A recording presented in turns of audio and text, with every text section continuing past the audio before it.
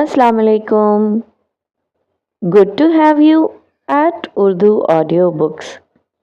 हाजिर खिदमत है कैसरा हयात का नावल पुले सिरात, एपिसोड 34।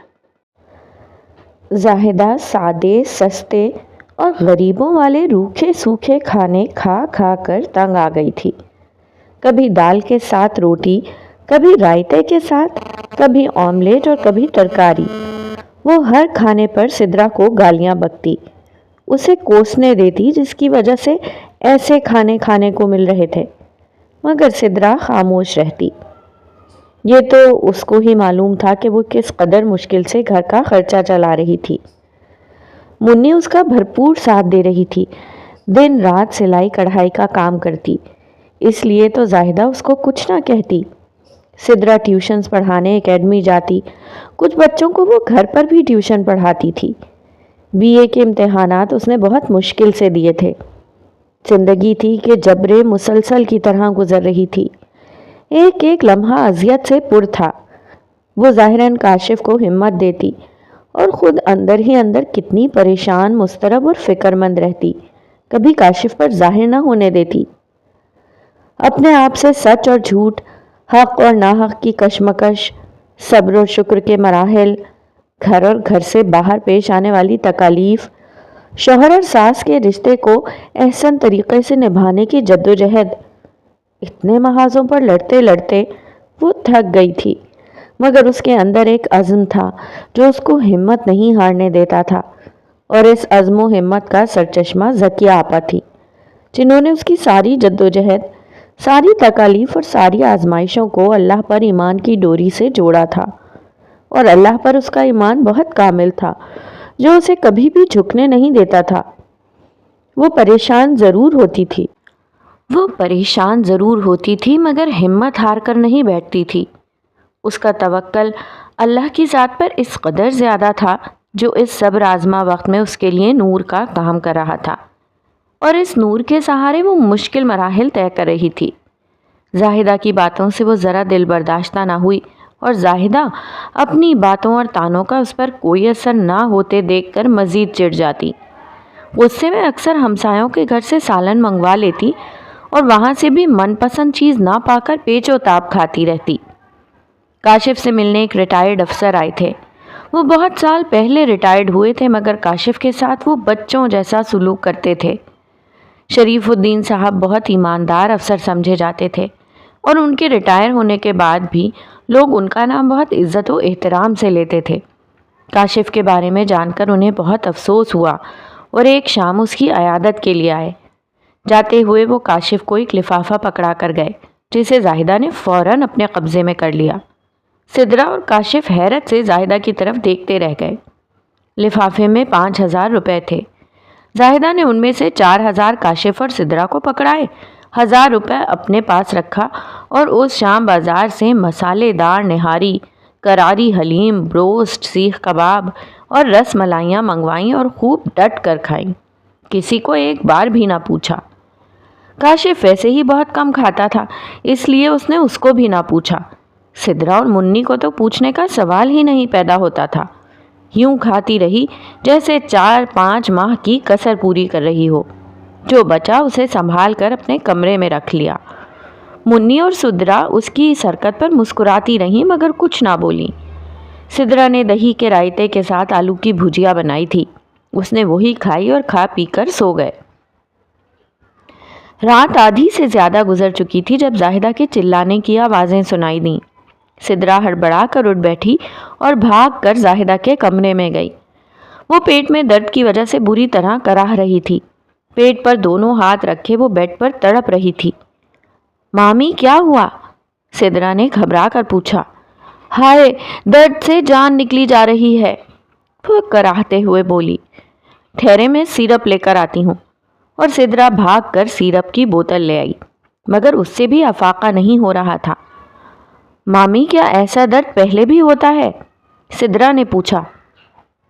हाँ, कभी कभी, वो बमुश्किल बोली। तब आप कौन सी दवाएं खाती थीं? सिद्रा ने पूछा। वो ख़त्म हो गई हैं। हाय, मर गई, मेरा कुछ कर लो, हाय ये दर्द। میری جان نکل رہی ہے، کیا کروں؟ ہائے کچھ تو کرو۔ زاہدہ درد اور غصے سے چلاتے ہوئے بولی۔ قہوہ بنا لاؤں؟ سدرا کو کچھ سمجھ نہیں آ رہا تھا کہ وہ کیا کرے۔ ہاں وہی لے آؤ، زاہدہ بولی۔ سدرا جلدی سے قہوہ بنا لائی اور زاہدہ کو پلایا، مگر اس کا درد کسی بھی طرح کم نہ ہو رہا تھا۔ وہ اس قدر شدید تھا کہ اس کی آنکھوں سے مسلسل آنسو بھی بہنے لگے تھے۔ کاشف، مامی کی طبیعت زیادہ خراب ہے، میرا خیال ہے ان کو کسی اسپتال لے جاؤں یا کسی پرائیویٹ ڈاکٹر کے پاس، سدرا نے تشویش سے کہا۔ ہاں وہ شریف الدین صاحب جو پیسے دے گئے ہیں وہ لے جاؤ، کاشف نے کہا تو سدرا خاموش ہو گئی۔ ذیشان کو منی کے پاس چھوڑ کر وہ بلبلاتی روتی چلاتی زاہدہ کو ڈاکٹر کے پاس لے کر گئی۔ ڈاکٹر نے سارے ٹیسٹ لیے، اچھی طرح چیک اپ کیا اور وقتی طور پر دوائیں دے کر رخصت کر دیا۔ ان کی بیماری کا صحیح پتہ رپورٹس آنے کے بعد چلے گا، ڈاکٹر نے کہا تو سدرا پریشان ہو گئی۔ ڈاکٹر صاحب کوئی پریشانی کی بات تو نہیں؟ سدرا نے گھبرا کر پوچھا۔ ہو بھی سکتی ہے اور نہیں بھی، لیکن میں حتمی طور پر کچھ نہیں کہہ سکتا۔ ڈاکٹر کے لہجے میں قدرے مایوسی تھی جس نے سدرا کو پریشان کر دیا۔ زاہدہ کو دواؤں سے وقتی طور پر افاقہ ہوا، دوائیں کھاتی تو درد رک جاتا، ان کا اثر ختم ہوتا تو درد پھر شروع ہو جاتا۔ زاہدہ پھر کراہنے لگی۔ زاہدہ کی رپورٹس نے سدرا و کاشف کو بے حد پریشان کر دیا تھا۔ معدے میں شدید قسم کے السر نے تباہی مچا رکھی تھی۔ مرض کافی پرانا تھا اور ڈاکٹر نے اسے مسالے دار یا چٹپٹی اور مرغن غذائیں کھانے سے منع کیا تھا، مگر وہ کھانے پینے میں بالکل پرہیز نہیں کرتی تھی۔ گرم ٹھنڈی اور ٹھنڈی گرم چیزیں کھا کھا کر اس نے اپنے معدے کو برباد کر دیا تھا، مگر وہ معدے کی طرف کوئی توجہ نہیں دیتی تھی۔ اسے زبان کا چسکا عزیز تھا، اس کا السر پھٹ گیا تھا اور اس سے خون رسنے لگا تھا۔ ڈاکٹر نے دوائیں دیں اور بہت پرہیز کرنے کو کہا تھا۔ سدرا نے زبردستی چند روز پرہیز کرائی تو حالت بہتر ہو گئی، مگر وہ پھر ویسے ہی چٹپٹے کھانے کھانا شروع ہو گئی۔ جب 4 پیسے ہاتھ میں آتے تو بازار سے سالن منگوا کر کھاتی۔ سدرا سر پیٹ کر رہ جاتی اور اسے کوئی پرواہ نہ ہوتی۔ رفتہ رفتہ مرض بڑھنے لگا اور معدے سے خون آنا شروع ہو گیا۔ السر انتہائی آخری سٹیج پر پہنچ چکا تھا اور اب السر سے ہر وقت درد اور تکلیف رہتی تھی۔ خود بخود کھانا پینا چھوٹ گیا تھا، ہر وقت چارپائی پر پڑی کراہتی رہتی۔ کبھی دودھ میں بریڈ کے چند ٹکڑے بھگو کر کھاتی اور کبھی پانی میں۔ وہ دن بدن کمزور ہوتی جا رہی تھی۔ ایسی بیماری لگی تھی کہ سب کچھ بھول گیا تھا، نہ تانے یاد رہے تھے نہ کوسنے۔ وہ تو اپنی ذات سے ہی بے خبر ہو گئی تھی۔ ہر وقت پیٹ پر ہاتھ رکھے کراہتی رہتی، روتی رہتی، کبھی اللہ سے شکوے کرتی اور کبھی خود بخود کچھ بڑبڑاتی رہتی۔ کاشف ماں کی یہ حالت دیکھ کر ہر دم پریشان رہتا۔ اماں کی یہ حالت دیکھ کر مجھے سخت دکھ ہوتا ہے، کیسے بیماری نے ادموا کر دیا ہے۔ سمجھ میں نہیں آتا اماں کو اچانک کیا ہو گیا ہے، کاشف نے پریشان ہو کر سدرا سے کہا۔ کاشف، یہ اللہ کا غضب ہوتا ہے جو کبھی بیماری اور کبھی آزمائش کی صورت میں نازل ہوتا ہے۔ جب انسان اللہ کے احکامات کی پرواہ نہیں کرتا اور حرام کا مال اکثر بیماری کی صورت میں ہی نکلتا ہے، سدرا نے جواب دیا۔ لیکن بہت سے اچھے اور نیک لوگوں کو بھی تو بیماریاں اپنے شکنجے میں لے لیتی ہیں اور انہوں نے کوئی حرام بھی نہیں کھایا ہوتا، کاشف نے حیرت سے پوچھا۔ ہاں، وہ اللہ کی طرف سے آزمائش میں ڈالے جاتے ہیں، مگر ان کی بیماریوں کا کوئی نہ کوئی علاج نکل آتا ہے۔ اکثر بہت سے لوگ صحت یاب ہو جاتے ہیں، سدرا نے کہا۔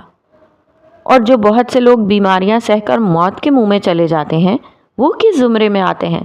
میں نے تو اکثر نیک لوگوں کو زیادہ تکالیف اٹھاتے دیکھا ہے، کاشف نے کہا۔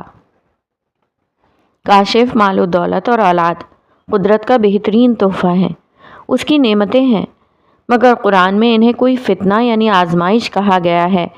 نعمتوں کا اچانک آزمائش میں تبدیل ہونا عجیب اور حیرت انگیز بات ہے۔ آزمائش تو انسان کو تکلیف میں ڈالتی ہے اور نعمت اسے خوش کرتی ہے۔ پھر ایک ہی وقت میں ایک چیز کا دونوں خصوصیات رکھنا انسان کو چونکا دیتا ہے، مگر اس بات کی حقیقت سے کوئی انکار بھی نہیں کر سکتا کہ دونوں چیزیں انسان کو بہت عزیز ہیں۔ مال کی جدوجہد میں وہ زندگی گزار دیتا ہے، اور اولاد کی خاطر وہ اپنے آپ کو بھی قربان کرنے پر تل جاتا ہے، اور یہی دونوں چیزیں اس کے لیے جب آزمائش بن کر سامنے آتی ہیں تو کتنی عجیب بات لگتی ہے۔ مگر دنیا کے بہت سے لوگ ان نعمتوں سے خوش بھی رہتے ہیں اور بہت سے ان کی وجہ سے آزمائش میں بھی ڈالے جاتے ہیں۔ اسی طرح اللہ تعالیٰ کا فرمان ہے کہ ہم انسانوں کو جان و مال اور پھلوں کے نقصانات سے آزمائیں گے۔ دونوں باتوں میں آزمائش کے فرق کو سمجھنے کی ضرورت ہے، اور جیسے ہی کوئی تکلیف آتی ہے انسان کو خود ہی علم ہو جاتا ہے کہ وہ آزمائش میں ہے یا خدا کے غضب کی وجہ سے وہ یہ سب سہ رہا ہے۔ اگر آپ کی بیماری آزمائش ہے اور مامی کی بیماری اللہ کا غضب، حرام کسی نہ کسی صورت میں ظاہر ضرور ہوتا ہے، اور مامی نے جس کھانے پینے کے پیچھے اپنے ایمان کو داؤ پر لگایا تھا اب وہ کھانا پینا ہی چھوٹ گیا ہے۔ آزمائش کے آغاز میں ہی انسان کو پتہ چل جاتا ہے کہ یہ اس کے اعمال کا نتیجہ ہے یا اس سے کوئی اصلاح مقصود ہے، کیونکہ ہر آزمائش اپنے اندر انسان کے لیے سبق لیے ہوتی ہے۔ سدرا نے آہستہ آہستہ کہا تو کاشف حیرت سے اس کی جانب دیکھنے لگا۔ سدرا، تمہیں اتنی بہت سی باتوں کے بارے میں کیسے معلوم ہوا ہے؟ کاشف نے حیرت سے پوچھا۔ کاشف، اللہ نے انسان کے لیے دو بڑے مضبوط ادارے بنائے ہیں، ایک ماں اور دوسرا استاد۔ ماں کی تربیت اور استاد کی تعلیم انسان کو لوہے سے کندن بنا دیتی ہیں۔ اماں نے تو میری کوئی تربیت نہیں کی، مگر ذکیہ آپا نے ساری تشنگی دور کر دی۔ استاد عالم با عمل ہو تو شاگرد کے لیے اس سے بڑھ کر اور کوئی تحفہ نہیں ہوتا۔ ذکیہ آپا سے میں نے بہت کچھ سیکھا ہے، اتنا کچھ کہ میں بیان نہیں کر سکتی۔ اگر آپا نہ ہوتی تو نہ جانے میں کیا ہوتی۔ سدرا نے پرستائش لہجے میں کہا۔ واقعی تم ٹھیک کہہ رہی ہو، مگر افسوس کہ آج کل دونوں ادارے کمزور ہو رہے ہیں۔ مائیں تربیت نہیں صرف پرورش کر رہی ہیں، اور استاد تعلیم نہیں صرف پیسہ کما رہے ہیں۔ کاشف نے افسردگی سے جواب دیا۔ مگر آج کل بھی قحط الرجال کے اس زمانے میں جو مائیں اور جو استاد اپنے فرائض کو پہچانتے ہوئے بچوں کی تعلیم و تربیت کر رہے ہیں وہ گوہر نایاب ہیں اور وہ در نایاب پیدا کر رہے ہیں۔ سدرا نے جواب دیا تو کاشف نے پرستائش انداز میں اس کی جانب دیکھا۔ اگلی سپہر کو گڈو کا فون آیا تھا اور وہ بہت گھبرایا ہوا تھا۔ آپا، خالہ رشیدہ پاگل خانے سے بھاگ گئی ہے، وہ گھبرا کر بولا۔ بھاگ گئی؟ کہاں؟ سدرا کی آواز حلق سے نہیں نکل رہی تھی۔ وہ بس تم پہنچو، گڈو نے انتہائی پریشانی سے کہا تو منی اور سدرا جلدی سے گھر پہنچیں تو گڈو اور اس کے گھر والے بہت پریشان تھے۔ آپا، پاگل خانے کا عملہ بڑا پریشان ہے، خالہ کل رات سے غائب ہے۔ صبح مجھے فون آیا تھا، میں بھی ڈھونڈ ڈھونڈ کر تھک گیا ہوں، سمجھ میں نہیں آ رہا خالہ کہاں گئی ہے، گڈو نے پریشانی سے کہا۔ لیکن اماں کہاں جا سکتی ہے؟ سدرا نے بھی فکر مندی سے کہا۔ گڈو کہیں اعلان ہی کروا دو، منی نے پریشانی سے کہا۔ ہاں یہ ٹھیک ہے، سدرا نے بھی اس کی ہاں میں ہاں ملائی۔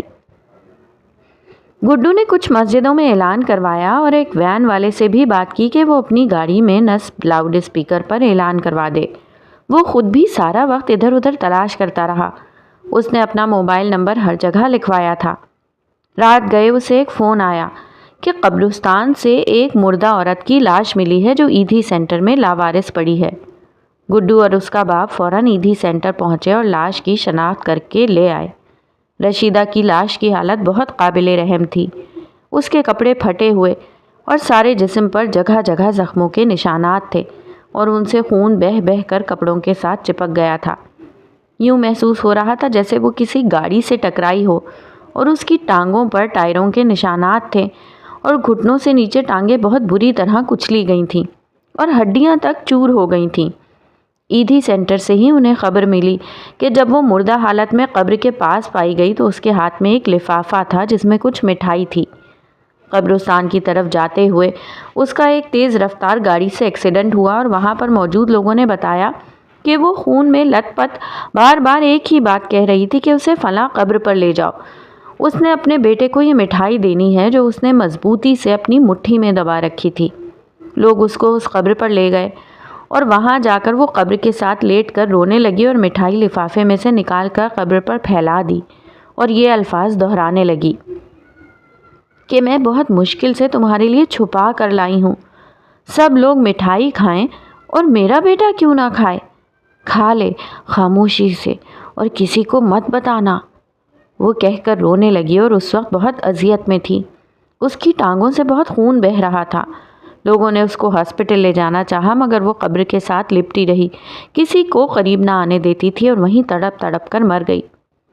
گڈو نے سدرا اور منی کو ساری بات بتائی تو وہ بلک بلک کر رونے لگیں. اپنی ماں کا ایسا دردناک انجام سن کر ان کے رونگٹے کھڑے ہو گئے. دونوں بہنیں گلے لگ کر خوب روتی رہیں اور محلے والوں کے ساتھ مل کر اس کو دفنانے کا انتظام کیا. سب لوگوں نے ان کے ساتھ بہت تعاون کیا. ماں کو دفنانے کے بعد گھر کی چابی کوٹھی والوں کو دے کر وہ اس گھر کو خیر آباد کہہ کر روتی ہوئی واپس چلی گئیں. کاشف کو بھی رشیدہ کی موت کا سن کر بے حد صدمہ ہوا. زاہدہ بھی افسردہ ہو گئی اور پھوٹ پھوٹ کر رونے لگی.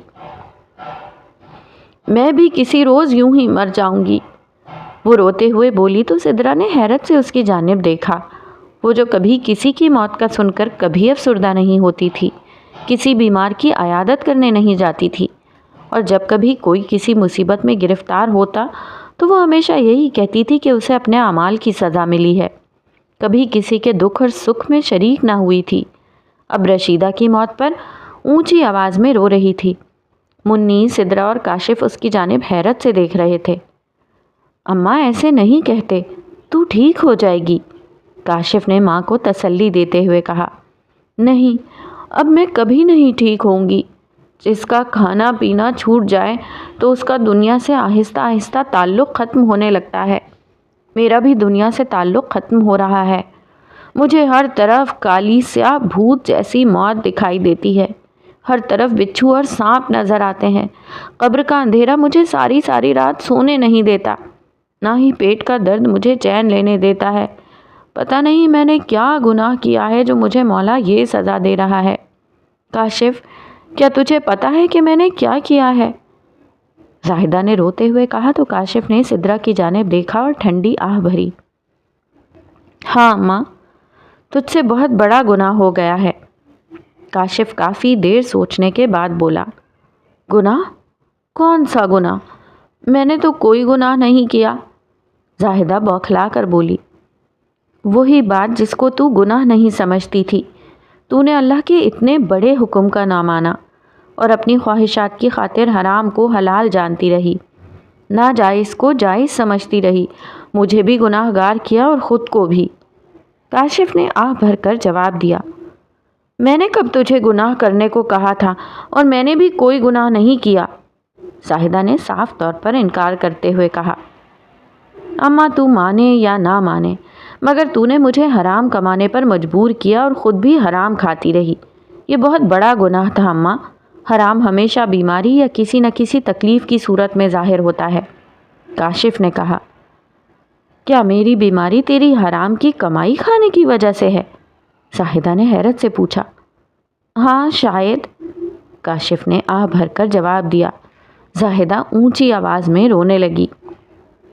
کیا اسی لیے مجھے سانپ اور بچھو نظر آتے ہیں، کالے بھوت دکھائی دیتے ہیں؟ کیا اسی وجہ سے؟ زاہدہ نے پریشان ہو کر پوچھا. نہیں، یہ تیرا وہم ہے. جب انسان بیمار ہوتا ہے تو اسے اکثر ایسے ہی خواب نظر آتے ہیں. تو اس بات کو ذہن میں نہ لا اور اللہ سے معافی مانگ لے. کاشف نے ماں کو نرم لہجے میں سمجھاتے ہوئے کہا. نہیں، یہ میرا وہم نہیں. وہ سب میرے ساتھ میرے بستر پر سوتے ہیں. سانپ ادھر دائیں طرف اور بچھو بائیں طرف. اسی لیے تو میں ساری رات نہیں سوتی. جب بھی سونے لگتی ہوں تو کاٹنے کو دوڑتے ہیں. زاہدہ نے بدحواس ہو کر کہا. ارے نہیں اماں، یہ تیرا وہم ہے، سراسر وہم ہے. ایسی کوئی بات نہیں ہے.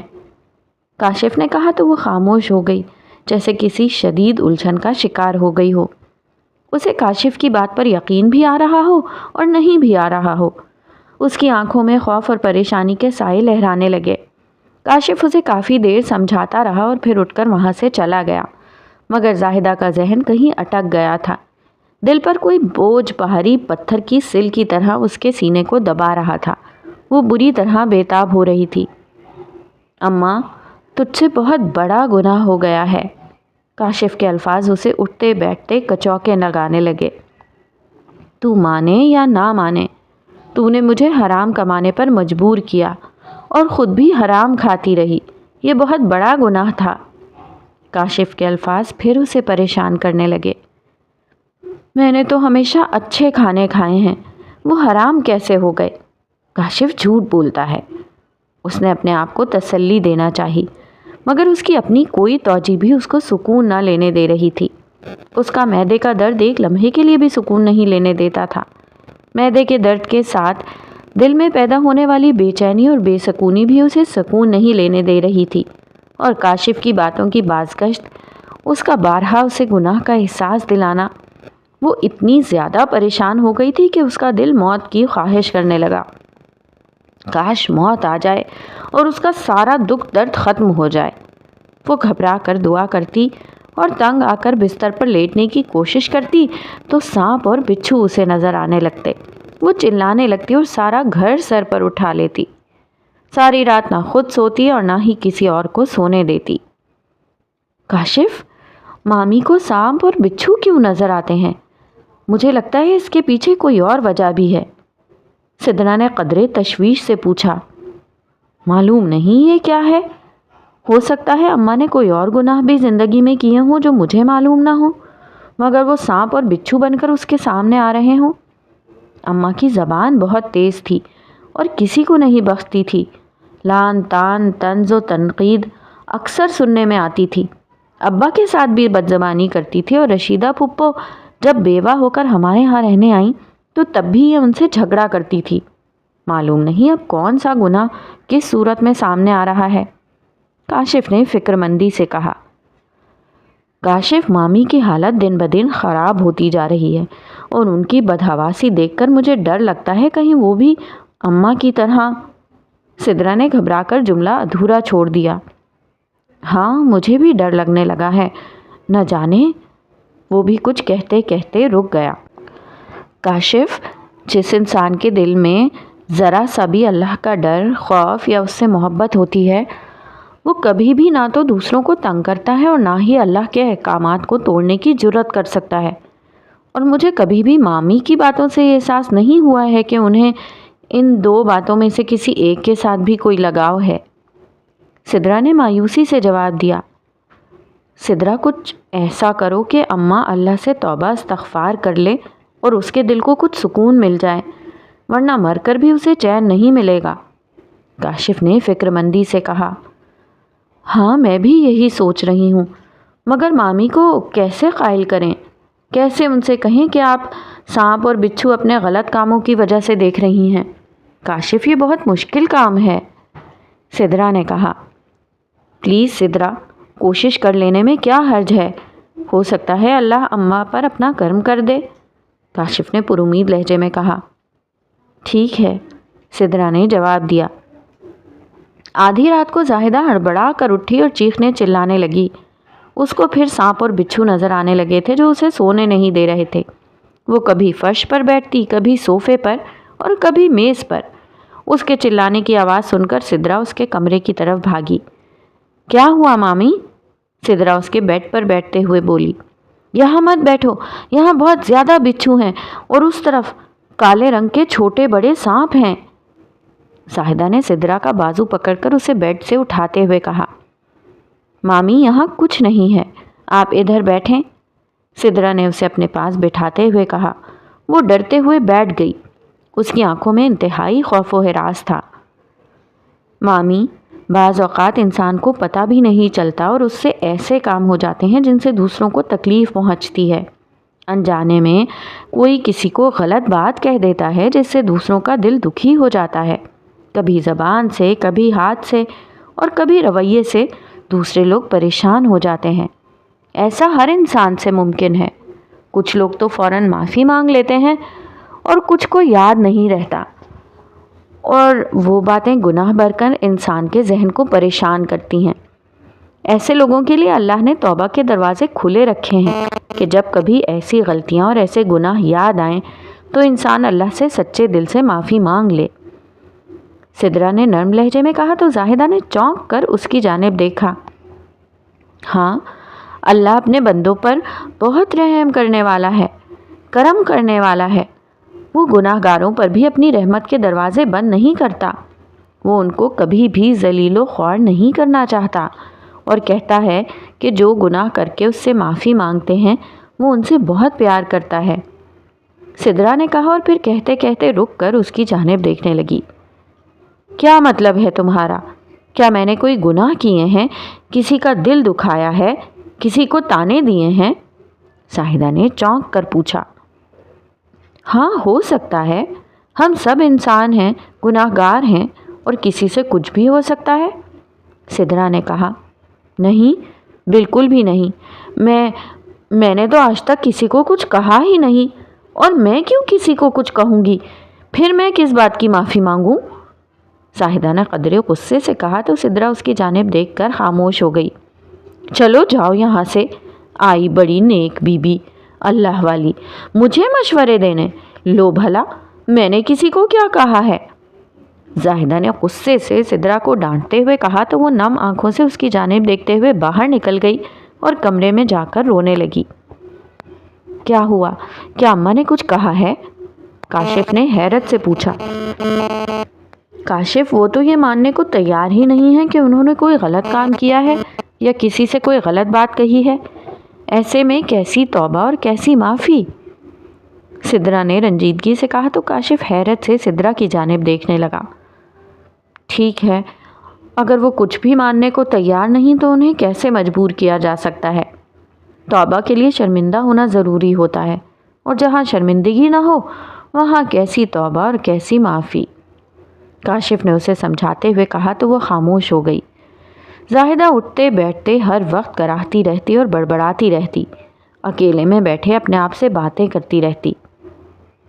میں نے بھلا کسی کو کیا کہا ہے؟ میں نے کون سا گناہ کیا ہے؟ میں نے کوئی گناہ نہیں کیا۔ کہہ رہی تھی معافی مانگوں۔ کس بات کی معافی؟ توبہ وہ کرے جو گناہ کرے، اور میں نے تو کبھی کسی کو کچھ کہا ہی نہیں۔ پھر نہیں، وہ سر ہلانے لگی۔ رشیدہ کے بچے بہت تنگ کرتے تھے، ہر وقت شور شرابہ، زندگی عذاب بنا رکھی تھی، جاتی بھی نہیں تھی۔ ایسی کھری کھری سنائی کہ فٹ چلتی بنی، روتی ہوئی گئی میرے گھر سے۔ زاہدہ بڑبڑانے لگی۔ یہ گناہ تو نہیں تھا، جو تنگ کرے اسے یوں ہی نکالا جاتا ہے۔ یہ گناہ تو نہیں، میں نے بھلا کسی کو کیا کہا ہے؟ وہ خود ہی بڑبڑاتی، کبھی رشیدہ کو یاد کر کے باتیں کرتی تو کبھی ساس اور نندوں کو، کبھی سدرا سے مخاطب ہوتی تو کبھی اپنے آپ سے۔ چند روز بعد نہ جانے زاہدہ کو کیا ہوا تھا کہ بالکل خاموش ہو گئی تھی، کسی سے کوئی بات نہ کرتی، بس سب کے چہرے حیرانگی سے دیکھتی رہتی۔ کبھی سدرا کی طرف خاموش نگاہوں سے دیکھتی تو کبھی کاشف کی طرف، کبھی ذیشان اور منی کی طرف۔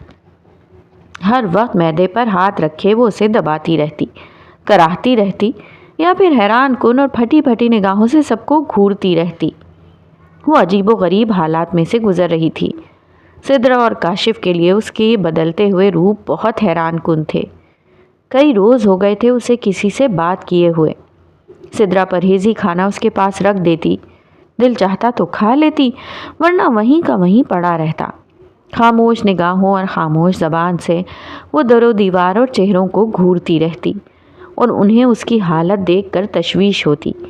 کاشف اس سے نرمی اور محبت سے کچھ سمجھانا چاہتا تو وہ حیرت سے اس کا چہرہ یوں دیکھتی جیسے وہ کوئی انہونی بات کر رہا ہو، اور اسے وہ بات پہلی بار سن کر حیرت ہو رہی ہو۔ 2 ماہ کے اندر درد کی شدت اور ذہنی اذیت سے دوچار ہو کر وہ انتہائی کمزور ہو گئی تھی۔ جو بھی گھر آتا اسے نہ پہچانتا۔ اس کی بیٹیاں اسے دیکھ دیکھ کر روتی اور خاموشی اور حیرت سے ان کے چہرے دیکھتی رہتی۔ سب کو زاہدہ کی اس حالت پر افسوس کے ساتھ ساتھ حیرانگی بھی ہوتی، مگر کسی کی سمجھ میں کچھ نہ آتا۔ زاہدہ گناہ اور توبہ کی کشمکش میں ایسی الجھی تھی کہ اسے خود بھی سمجھ میں نہیں آتا تھا کہ وہ کیا کرے۔ وہ خود ہی اپنے آپ سے سوال پوچھتی، خود ہی جواب دیتی اور پھر خود ہی الجھنے لگتی۔ کئی بار اس کا ذہن توبہ کے بارے میں سوچتا مگر دل اس کی راہ میں حائل ہو جاتا۔ کوئی چیز تھی یا کوئی قوت تھی جو اسے اندر سے توبہ کرنے سے روکتی تھی۔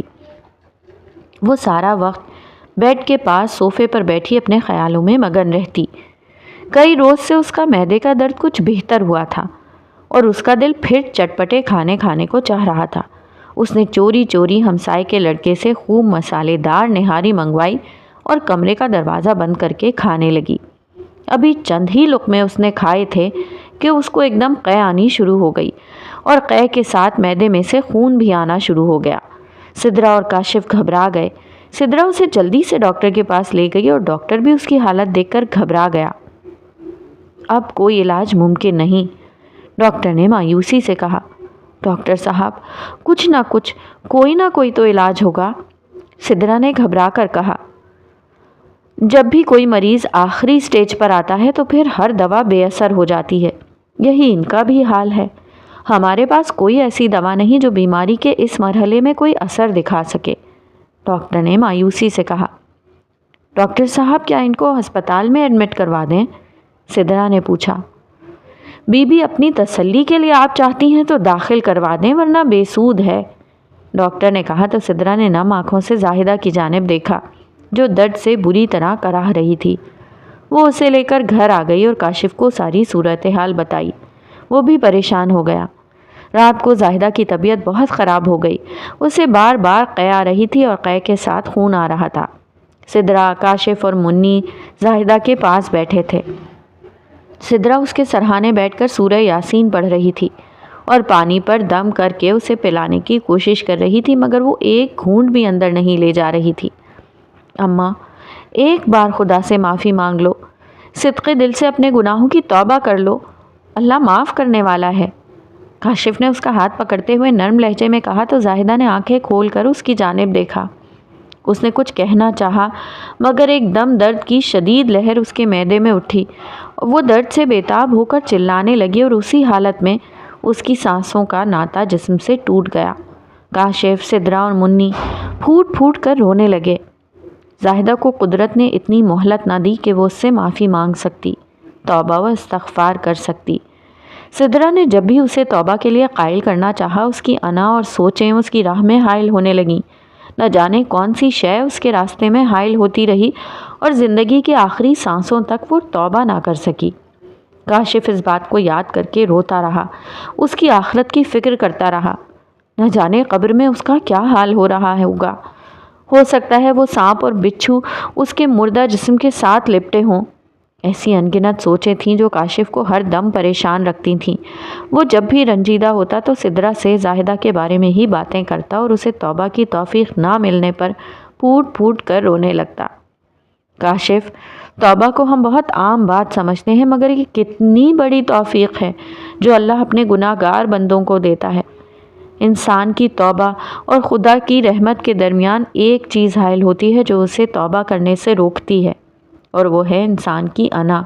وہ اپنی انا کو کچل کر، اپنی ذات کی نفی کر کے خدا کے حضور جاتا ہے اور اپنے گناہوں کا اقرار کر کے معافی طلب کرتا ہے۔ مامی بہت بدقسمت نکلی کہ پروردگار نے ان کو یہ توفیق نہیں بخشی، سدرا نے آہ بھر کر کہا۔ ہاں، مجھے اسی بات کا دکھ ہے۔ انسان کتنی ہی کوشش کیوں نہ کرے، دوسرے کو توبہ کرنے پر کتنا ہی قائل کیوں نہ کرے، مگر اس کی توفیق اللہ کے کرم سے ہی ملتی ہے۔ یہ بھی اللہ کی کتنی بڑی عطا ہے جسے میں اب سمجھ پایا ہوں۔ کاشف نے افسردگی سے جواب دیا۔ ہاں، ہم لوگ گناہ پر گناہ کیے جاتے ہیں، یہ سوچ کر کہ کسی بھی وقت معافی مانگ لیں گے، مگر وہ وقت کتنا اہم ہوتا ہے جس کو اللہ انسان کے لیے منتخب کرتا ہے۔ جس وقت وہ اللہ سے صدقے دل سے توبہ کرتا ہے اور وہ کھلے دل سے اسے معاف کر دیتا ہے۔ وہ کہتا ہے، اے ابن آدم، اگر زمین و آسمان تیرے گناہوں سے بھرے ہوں اور تو صدقے دل سے توبہ کر کے میری طرف لوٹ آئے تو میں تمہیں معاف کر دوں گا۔ کہ اللہ کی رحمت اور اس کے کرم کی انتہا ہے کہ وہ انسان پر توبہ کے دروازے کھلے رکھتا ہے، اور وہ لوگ کتنے بد نصیب ہوتے ہیں جو ہٹ دھرمی سے نہ توبہ طلب کرتے ہیں اور نہ ہی اس کی ضرورت محسوس کرتے ہیں، پھر قدرت کو بھی ان کی توبہ کی ضرورت نہیں ہوتی۔ مامی بھی اپنی ہٹ دھرمی سے توبہ کی ضرورت محسوس نہیں کرتی رہیں اور شاید آخری لمحوں میں انہیں توبہ کرنا چاہی، مگر قدرت نے ان کو مہلت ہی نہ دی اور ان کی زبان بند ہو گئی۔ وہ کتنی بڑی نعمت سے، کتنی بڑی رحمت سے محروم رہ گئیں۔ کاش مامی میری بات سنتی، میں نے ان کو بہت قائل کرنے کی کوشش کی، مگر سدرا نے آہ بھر کر کہا اور خاموش ہو گئی، اور اماں اپنے گناہوں کی گٹھڑی اپنے ساتھ ہی لے گئی۔ کاشف نے نم آنکھوں کے ساتھ کہا، کاشف آپ کو بھی تو توبہ کرنی ہے نا؟ سدرا نے معنی خیز انداز میں کہا، ہاں، اور وہ میں کر چکا ہوں۔ کئی بار گڑ گڑا کر رات کی تنہائیوں میں اس سے رو رو کر معافی طلب کی ہے، اپنے بہت سے گناہوں کی۔ دعا ہے کہ وہ میری توبہ قبول کر لے۔ سدرا تم بھی میرے لیے دعا کرنا۔ کاشف نے سدرا کا ہاتھ پکڑ کر التجائیہ انداز میں کہا، وہ آپ کی توبہ ضرور قبول کرے گا، بشرط یہ کہ… سدرا کچھ کہتے کہتے رکی۔ بشرط یہ کہ… کیا مطلب؟ کاشف نے حیرت سے پوچھا۔ وہ توبہ سچے دل سے ہو، اور انسان گناہوں سے سچے دل سے توبہ اور معافی مانگے۔ کیا آپ نے ایسی ہی توبہ کی ہے؟ اپنے آپ سے پکا وعدہ کیا ہے، اور خدا سے بھی، کہ آپ دوبارہ وہ کام نہیں کریں گے جو… سدرا نے سنجیدگی سے کہا۔ ہاں، پکا وعدہ کیا ہے، اس نے بھی سنجیدگی سے جواب دیا۔ پھر وہ بھی ایسی توبہ کو کبھی رد نہیں کرتا، انشاءاللہ وہ ضرور اسے قبول کرے گا۔ سدرا نے محبت سے اس کا ہاتھ پکڑ کر اسے تسلی دیتے ہوئے کہا تو وہ مسکرا کر اسے دیکھنے لگا جیسے مطمئن ہو گیا ہو۔ سدرا بھی خوش ہو کر اسے دیکھنے لگی۔ پلاسٹر اترنے اور مکمل صحتیابی کے بعد کاشف چھڑی کے سہارے چلنے پھرنے کے قابل ہو گیا تھا، مگر اس کے پاؤں میں لنگڑا پن بہت نمایاں ہو گیا تھا۔ وہ پاؤں دبا کر چلتا تھا اور تیز تیز نہیں چل سکتا تھا۔ اس نے نوکری پر جانا شروع کیا تو افسروں کا رویہ اس سے قدرے بدلا ہوا تھا۔ وہی افسر جو اسے گھر منانے گیا تھا، اب وہی اسے متنفر تھا، کیونکہ اب اس کی جگہ ایک اور شاطر لائن مین جمال نے لے لی تھی۔ آفس میں ہر طرف جمال کا چرچا تھا، ہر طرف اس کی ہی باتیں تھیں، افسروں کی زبان پر اس کا نام ہوتا تھا۔ آفس میں زیادہ تر فون اس کے لیے ہی آتے تھے، وہ ہر ایک کی ضرورت تھا، اور کاشف اب کسی کی ضرورت نہیں تھا۔ ویسے بھی آفس میں اتنی زیادہ بددیانتی، چور بازاری اور رشوت کا دور دورہ ہو گیا تھا کہ کاشف کا سانس لینا محال ہو رہا تھا۔ وہ ذہنی طور پر بہت پریشان ہو گیا تھا۔ اس نے استعفیٰ دینے کا فیصلہ کر لیا۔ آج کل کے زمانے میں نوکریاں کہاں ملتی ہیں، اور گھر کا خرچہ، ذیشان کے اسکول کے اخراجات اور بڑھتی ہوئی مہنگائی۔ سدرا اس کی بات سن کر چونک گئی۔ آپ نے جو بھی فیصلہ کیا ہے سوچ سمجھ کر کیا ہوگا، مگر اس کے آگے کا کیا سوچا ہے؟ سدرا نے پوچھا۔ کچھ نہیں سوچا، کاشف آہ بھر کر بولا تو سدرا اس کی بات سن کر خاموش ہو گئی اور حیرت سے اس کی جانب دیکھنے لگی۔ میں اپنی قسمت کو آزمانا چاہتا ہوں کہ جب انسان سب کچھ چھوڑ کر اپنے آپ کو حالات کی موجوں کے سنگ بہنے دیتا ہے تو پھر کیا ہوتا ہے؟ کاشف نے سنجیدگی سے جواب دیا۔ کیا آپ قدرت کو آزمانا چاہتے ہیں کہ وہ اپنی ذات پر توکل کرنے والوں کو کیسے نوازتا ہے؟ سدرا نے پوچھا۔ معلوم نہیں، شاید ہاں، کاشف نے جواب دیا۔ ٹھیک ہے، آزمانے میں کوئی حرج نہیں، سدرا نے بھی مسکرا کر جواب دیا۔